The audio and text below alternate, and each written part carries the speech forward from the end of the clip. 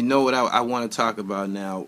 You've been outspoken over the years on a topic that I totally agree with you on.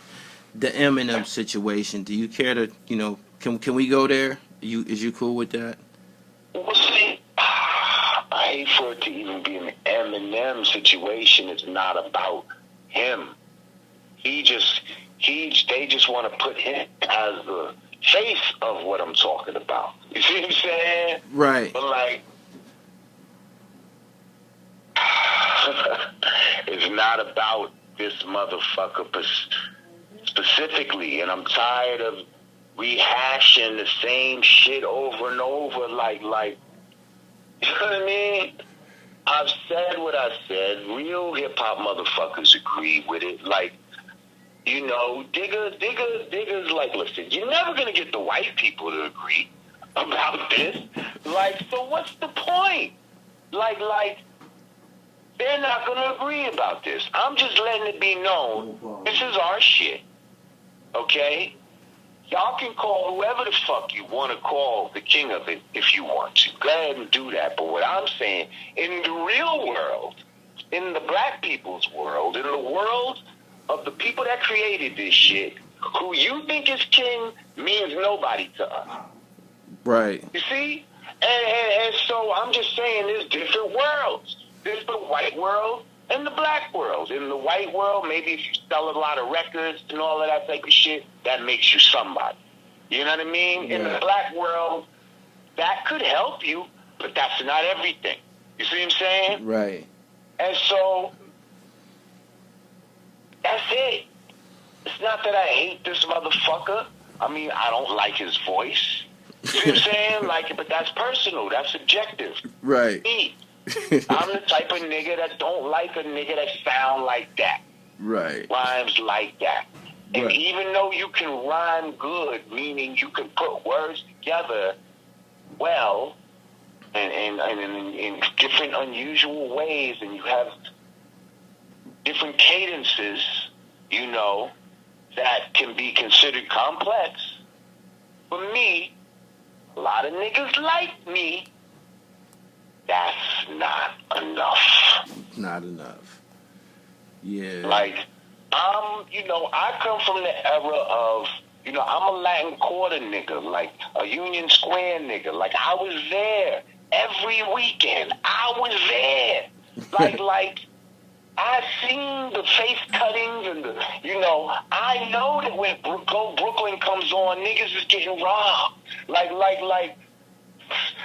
y'all don't even understand the type of hip-hop nigga I am. I've done all the hip-hop shit that there is to do.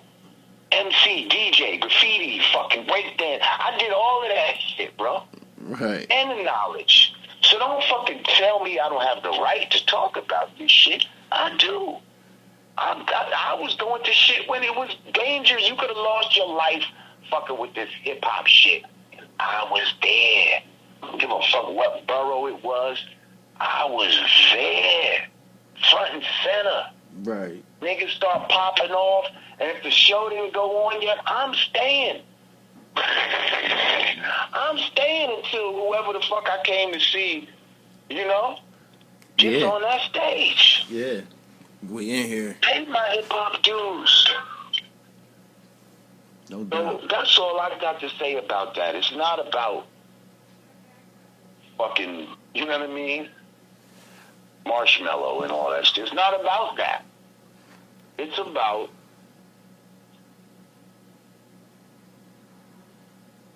it's about not letting motherfuckers circumvent the originals. No doubt. Not just gonna go around me and say, you know what I mean? And act like you the shit when I do certain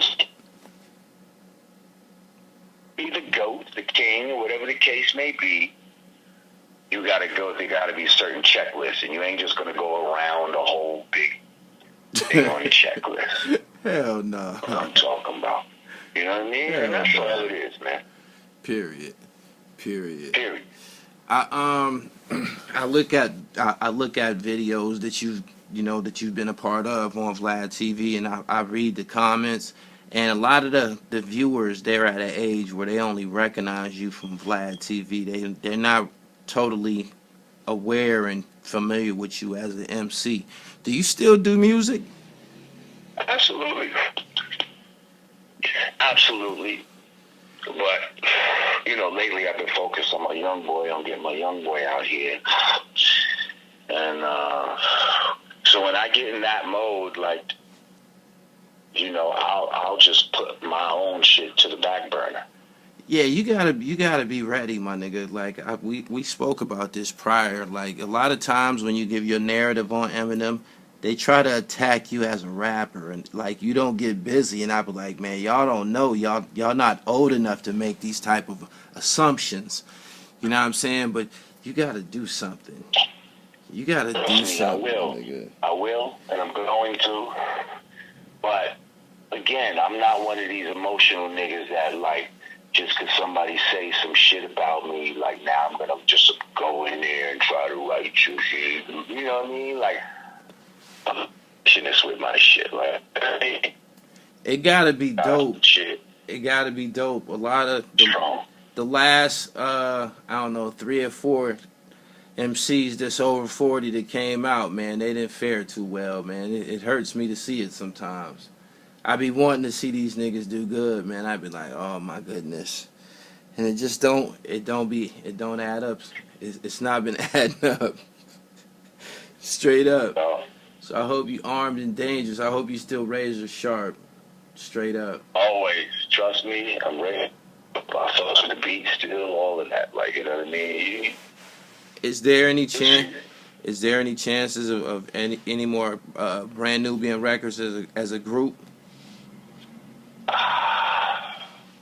Anything's possible. You know what I mean? But it just seems like, the older we get, the harder it gets to get niggas together for that. Like, niggas come together for shows and shit like that. But when it comes to actually, like, you know what I mean? Right. Man, we need a record or something. We should get we need a record, man. But it's possible, though.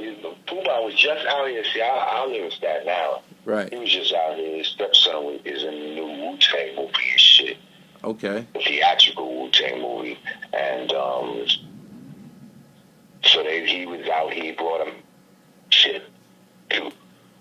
So he was like right up the street from my crib. But I was just coming back from Cancun or whatever the kids may be.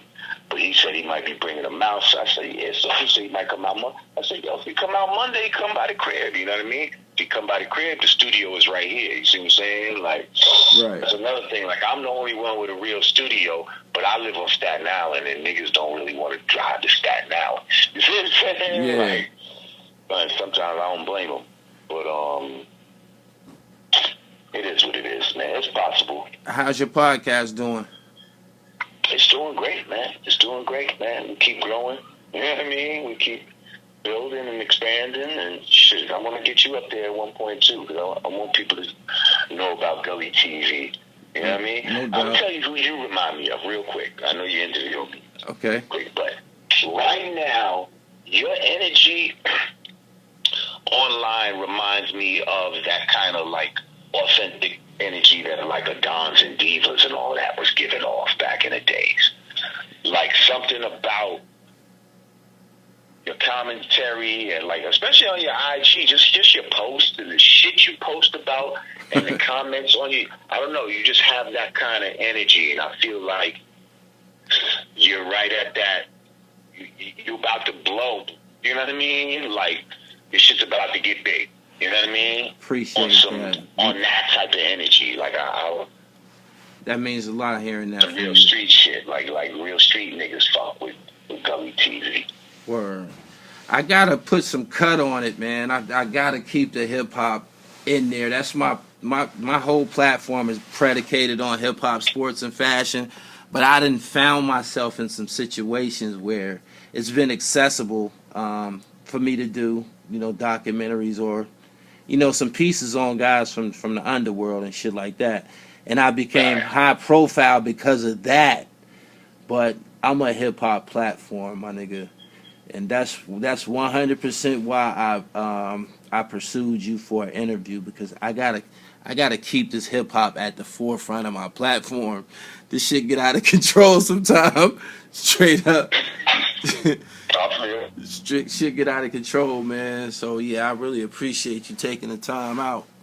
Um, I wanted to know personally, who do you listen to these days? Like, who's in your iPod when you listening to music? But my man, I was telling you about Stove God Cooks, Aaron Cooks.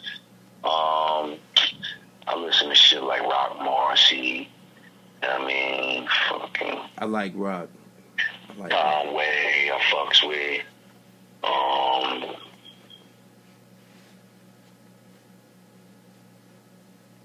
Honest man, I be riding around a lot though to that motherfucking Rock the Bells radio.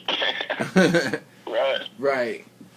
Right. That's my shit. Like, you know what I mean? Like, I listen to Backspin. I like Backspin. I like hearing all the old shit, man. well, Backspin is Rock the Bells now. There is no more Backspin. Oh, okay. Well, yeah, that we on the same channel. That's Shit, where we yeah, at. his channel took over the Backspin, so that's what I be listening to most of the Okay.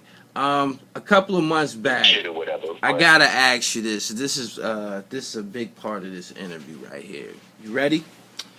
A couple of months back, there was an interview on Vlad with G.O.A.T.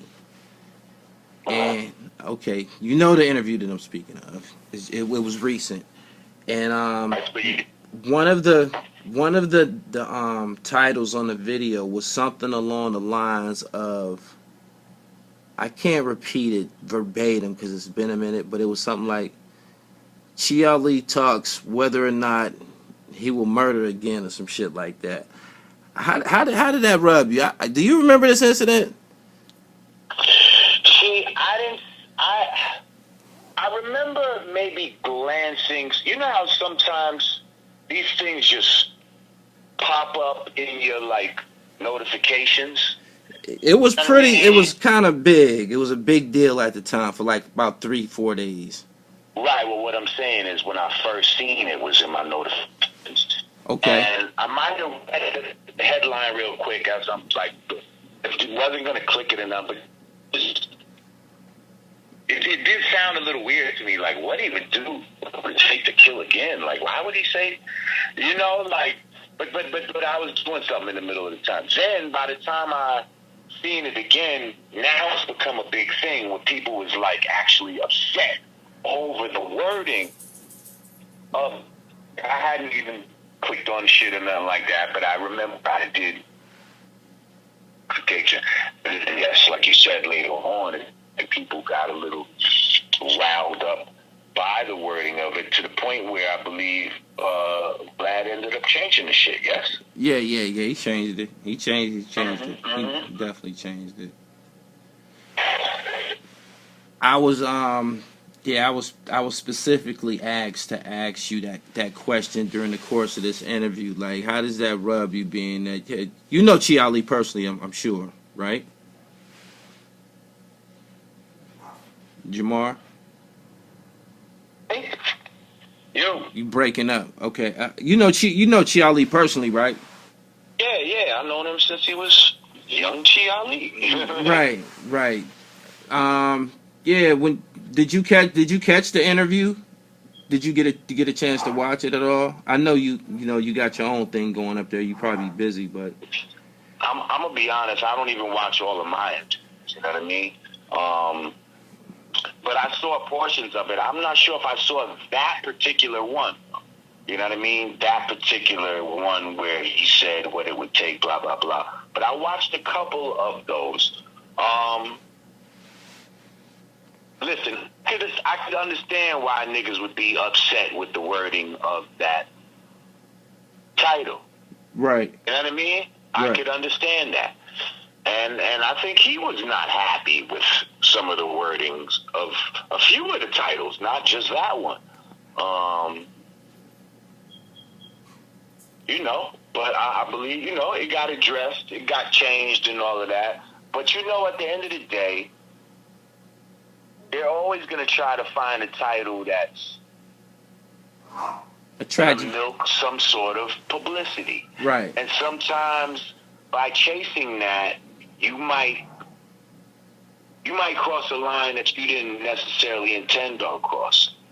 Okay. You know what I mean? Like, I remember some of the early titles that he used to do for me. I hit it like, yo, like, why would you name the shit that? Like the interview wasn't even about that. Like, that was one small thing that I said. Like, you know what I mean? Like, right. after fucking with the motherfucker for a minute, it's like, okay, I get it. Like, I get what you... A lot of his decisions be business related. Yes, but you know, at the end of the day, it is what it is. You gotta respect it. Like, that's his fucking business. At the end of the day, this is a white man doing business as a white man. You know what I mean? Like, and so, you know what I mean? It is what it is. Like, yeah, it is what it is. Him to think like a black man is what I'm trying to say, and always have those type of sensibilities. You know what I mean? Like, Russia originally, like, you know what I mean? Like, but he loves the hip hop shit and all of that, but he's gonna make mistakes. Right. He's gonna make mistakes. You know what I mean? And right. He knows that. He knows that. Right. He letting them know when he's making a mistake. Like, yo, Vlad, you fucking up. Yeah, I'm glad you said that right there, because people be like, damn, I wonder how Lord Jamar feels about some of this shit that goes down. I mean, he kind of like developing a reputation. I watch Vlad interviews, by the way, and he's kind of like developing a reputation for asking questions predicated on crime and shit like that. Even though, like, during the time of the Chi interview, Chi had a documentary that just came out and a book, but none of the interview was about any of that. All of the interview was basically about, you know, his murder case. Right. Well, let's ask ourselves something. What is part of what intrigued white people about hip hop in the first place? I would voyeurism. You said voyeurism? It's the voyeurism. Can you define voyeurism? I'm not familiar with the term. Voyeurism is like to be able to look in on some shit without being a part of it. Okay. Understand what I'm saying? Got it. So like hip-hop brought you to the hood without you having to go to the hood. You see what I'm saying? Right. So now, when Vlad is interviewing these people, these are things that he's never experienced in his life.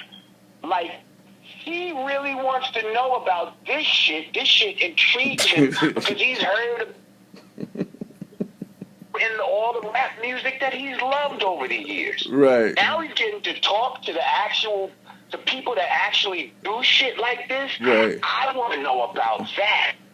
You see? Now, we might look at it as, yo, this white dude is specifically steering it down this road. Right. And I'm not going to say I know everybody's motivations. Right. You never know anybody's full motivations.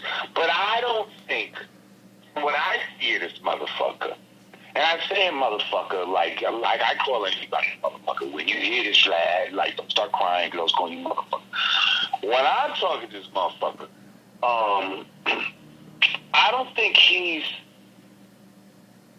asking the questions in a malicious, I'm trying to set this motherfucker up kind of way. Right. I think he's asking these questions as a white man who's traveled in hip-hop circles, who really is trying to understand the mindset of what it would take to do such a shit. Like, you know what I mean? And, like, the inner workings of it. And, like, I think you're the first person that gave any type of narrative on Vlad that made any sense. What you said, it kind of makes sense at the end of the day. You put it in just plain terms, like, yo, he ain't never been these places. The shit's intriguing to him. He white. There it is. What the fuck? why NWA all that sold, and even Public Enemy. You know how many white people used to be Public Enemy shows? Like they wanted to be voyeuristic, almost on the Black Power shit. Even that they wanted to look in on, but not really be a part of. Right. You see? So again, Vlad don't want to fucking flip no birds, none of that type of shit. But he want to know about it. You know what I mean? Right. Like, because this is all part of the lifestyle that he's intrigued with. You know what I mean? And that a lot of white people are intrigued with. I know from doing media myself, we do something similar, and you know we got some similarities in our platforms.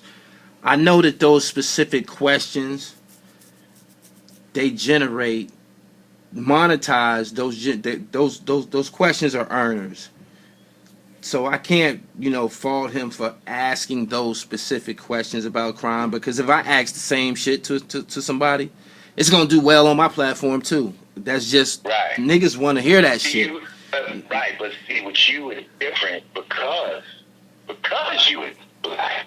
You know what I'm saying? Because you're a certain type of nigga, niggas is gonna expect you to know better when it comes to certain shit. You see what I'm saying? Right. And I'm just saying, you can't hold this man to the same standard that you would hold you up. The codes, the black shit. And, even though he's doing this hip-hop shit and all of that, he's going to understand as much as he could as a white man. Do you understand? Yeah. I'm glad you gave us some type of reasoning and all that. Everybody wanted to hear your take on it, my nigga. I think I'm probably the first platform that got a chance to. Niggas wanted a few minutes with you, man, about Vlad's conduct. Absolutely, and at the same time, I'm not his fucking keeper. Like, you know what I mean? Like. He gonna say and do shit that, like I said, that's on him. Like, I can't, what's your shit Vlad said? No, like. Do you get that a lot in the streets or in passing? I on the list of shit that motherfuckers is mad about, and if I happen to get into it, I'll ask them. Would that make you feel better? Like, you know what I mean? Like, I'm not above. Right. You know what I mean? Yeah. He's talking about Dr. Sebi, yo, you better pump your brakes with Dr. Sebi. We don't play that shit. You don't realize how we feel about him in the black community. Don't be out here disrespecting Dr. Sebi. Oh, you had a few words with him about that? I had words with him about it. No doubt. Right about his Dr. Sebi comments, to where I had to go back. Like, I had corrected him in the initial interview, but then I went back and even, you know what I mean, touched on it. Right. You know what I mean? Basically apologized for his comments. Like, that Dr. Sebi deserves respect. That was the title or some shit like that. Okay. All right, man. I appreciate your time, man. I really, really, really do. I wanted to ask those specific questions about Vlad, about Mumia, and of course about your origins in Brand Nubia, and you shed some light. I just want to say real quick, I told you in a text, but I just want to let people know. A brother I grew up with named Floyd, he's a director, and he directed a animated short, and it's about the movement. And Africa and Mumia. I play voice characters, and one of my characters that I play is Mumia Obutu. So it was, when you said that you wanted to ask me about him, I was like, I think I'm kind of ready for this. Okay. Yeah, that was right on time. I'm glad you reminded me about that. It's called Undisputed Truth. Look out for it. And this a cartoon? Yeah, well, it's not like it's animated. That's all I could say. It has real stuff in there too with some animation. It's hard to explain. It's dope though. It's dope. I'm glad to hear that you're still active, man. Because The fact that you like a co-host on one of the more high profile platforms on the internet, niggas be wanting to know your contributions to hip hop. Lastly, in this interview, I want to talk about 1992-93. During the course of 92-93, y'all released the album Brand Nubian. Y'all was minus one member. Um, During that period, me myself as a fan, I didn't think that y'all would be able to hold it down without Grand Puba. Could you give us some reflections on during that period and how people felt about y'all during that time? You know, they didn't know basically what me and Sadat could be capable of. Because if you look at how the first, it was completely featured Grand Puba. You know what I mean? He had a lot of solo songs on there. Sadat and I had one, but he had quite a few. You know, Step to the Rear, Try to Do Me. He had joints with Pilot the K. You know, Break Up. He had a lot of shit on there. But we had some, you know, Slow Down, One for All, Drop the Bomb, shit like that, To the Right. So people basically at that time, they definitely was looking at Pooh like the forefront, and like, you know, we were just kind of, I guess, backing them up. So now once he leaves us, they're thinking, oh, well, what the fuck they gonna do on their own? Like how the fuck, you know what I mean? Yeah. How is they gonna hold it down? But see, before we even got to that, you know, it was to a point where we was doing shows and Pooh he ended up stopped coming. Like he just stopped. He was like, fuck it, man, I'm not even doing the shows. And we was like, well, you know what? We're going to continue to do them. You know what I mean? So now we are doing Brand Nubian shows on the first album without Pooh. What was that about? He wanted to go solo at this time, or he just wasn't feeling the group thing? Just everything. It was a lot of combination thing. But, you know, long story short, yeah, he wanted to do his own thing, and, you know, don't want to split the money, a lot of shit. So, during we used to have to do shows, real quick. We used to have to do shows where we start out the show and people at the beginning of the show, they're like, yo, where's Grand Puba? And, you know, people's almost upset. By the time the end of the show, everybody's happy. We did our fucking thing. We got through it. You know what I mean? Right. And but we had to do this time and time again. And we was just like, damn, we can't wait till we get to this, do our own album where we don't have to even worry about him being there type of shit. You know what I mean? Yeah.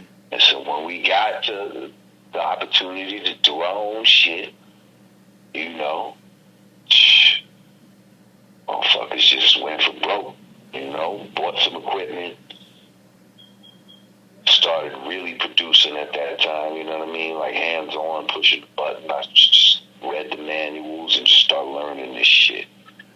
And watching how shit that I remember the other people I'm seeing do in studio and boom, bam, boom. And we got the shit set up in X's basement. And boom. We made it. God we trust. Did you know that Punks Jump Up to Get Beat Down? Did you know that was going to be one of those magical records? Hell fucking yeah. I knew that from the first version, the album version. Yeah.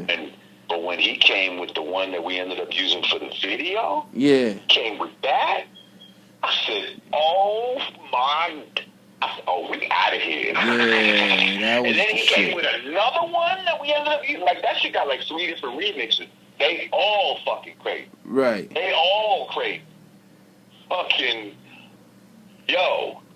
I love that record, man. I love that record. Y'all was killing that record too. Y'all was killing that shit. And it was just the whole crunch time. The whole energy of how niggas, you know, start 2 kids talking about the Nubian rain, how, you know, just what you was talking about. Like how niggas thought, yeah, these niggas is gonna fall off, but nah, fuck that. You know what I mean? We're coming out swinging, my nigga. You know? Right. Yeah, A that lot of was. people, that's what they was fucking with. It was darker, it was harder, it was, it was that shit. That ended up being like one of the signature Brand Nubian records, and Puba he's not even on it. That's a home run. That's a classic. That jam is just incredible. Everything happened for a reason, man. Maybe y'all got put on a spot like that for a reason, for everybody to see exactly what type of talent y'all was working with. And that's how you just sink or swim. You know what I mean? Sink or swim. So it's like you could let certain situations overwhelm you, or you can, get your wits together and be like, fuck that, I'm do. Is Sadat's first verse on Punk's Jump Up to Get Beat Down, was that true? I think so, like, to a degree, you know what I mean? Like, he definitely probably was riding the train still at this time. Maybe he did overhear some shit, like, yeah. Damn, man, that's crazy, man. He killed that shit, man. I get that first verse. That could be one of the most dynamic intros on a song. He just, man, like a tiger, man. He was just going crazy. He was going crazy, man. I mean, both them dudes, man, I feel blessed to have, rock with them, because both of them motherfuckers to me is like, really some top lyricists, Who are some of your top lyricists? My top lyricists? Yeah.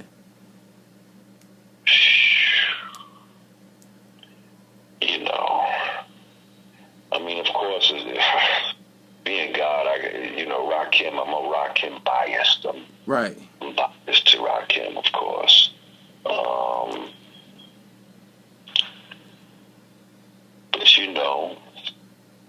Jay, I don't want to sound stereotypical, but yeah, Jay, Nas, fucking Coochie Bad, fucking,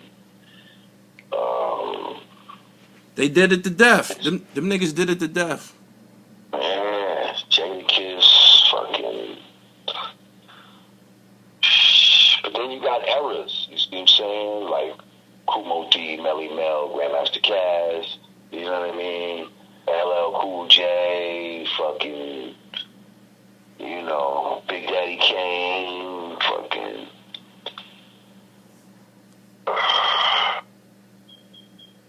Just, man, all the best, man, through time, man, all the best. Right. All the best real motherfuckers, Yeah.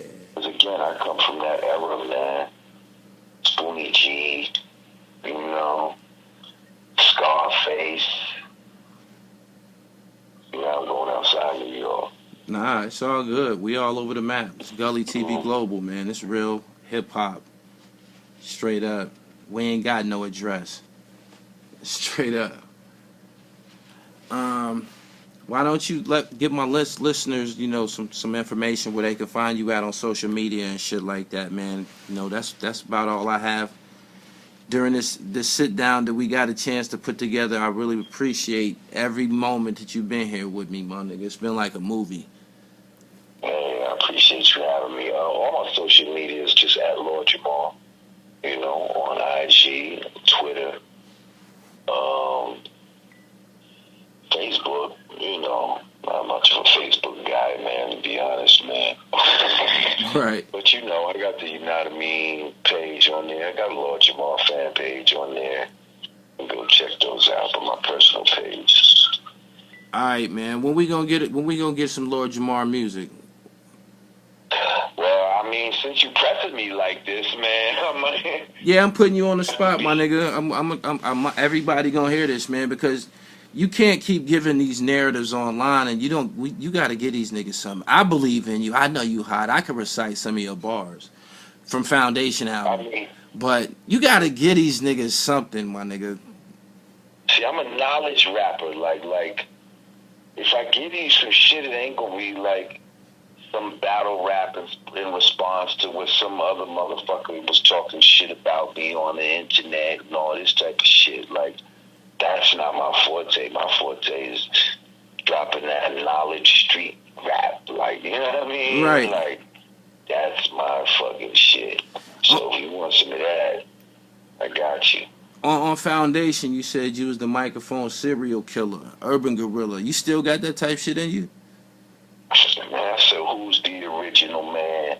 Today would have you think the world was created with invisible hands. 29,000 square miles of livable land. I am the judge. You could sit on the stand, just tell the truth. So help you I. They told the youth I sit in the sky with no proof or no logical answer to why. See, I personify the G.O.A.T, creator of the universe as well as the universities, the maker and the owner. You own what you make. You got it wrong if you thought you owned what you take. Go ahead and cut the cake. You still don't know my birthday. See, I'm original. That means that I'm in first place. And in your mind, that's the worst case. Mad that I play the field and you can't even get to first base. The cream of the earth. I know it seems to hurt that I'm the father of civilization. God of the universe. Word. I appreciate your time, Lord Jamar, man. You a true legend, man. Continue to carry this almighty flag of hip-hop. My nigga, the pleasure's been all mine, man. Make sure you tell everybody, man, about Gully TV and your travels. I'm going to tell everybody about you. I promise you. Yes, sir. That's what's up. I'm going to get you on my joint, too. Yeah. Hey, Jamar, let me get a drop, man, and that's all I got. That's all I have. All right, that's what's up. Go ahead.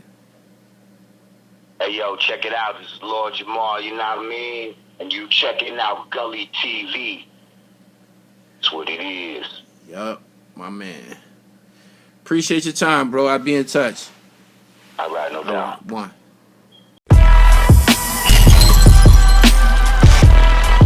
So Harlem, man. Harlem. I be in Harlem, man. The only thing moving, man. Keeping the game up. Yup. 40th. Harlem.